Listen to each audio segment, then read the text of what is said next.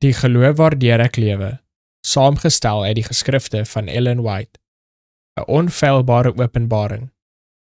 Die woorde van die Here is rein woorde, silwer wat gelouter is in 'n smeltkroes in die aarde, suiwer 7 maal, Psalm hoofstuk 12 vers 7.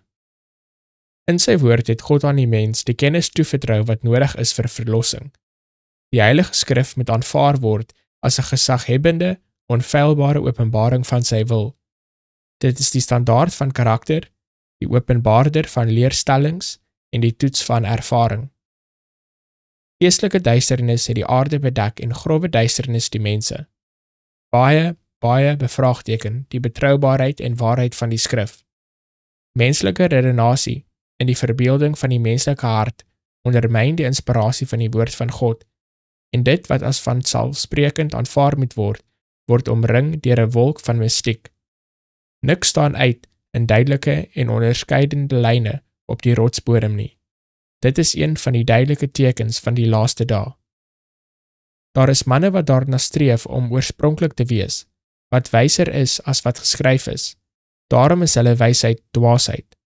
Deur te probeer om geheimenisse wat eeue lank vir die sterflike mens verborge was, duidelik te maak of te ontrafel, is hulle soos 'n man wat in die modder rondstrompel, nie in staat om homself te bevry nie, maar tog vir ander vertel hoe om uit die modderige see te kom waarin hulle self is. Dit is 'n gepaste voorstelling van die manne wat hulself daarop toespits om die foute van die Bybel reg te stel. Een mens kan die Bybel verbeter deur voor te stel wat die Here bedoel het om te sê of moes gesê het nie. Ek neem die Bybel net soos dit is, as die geïnspireerde woord.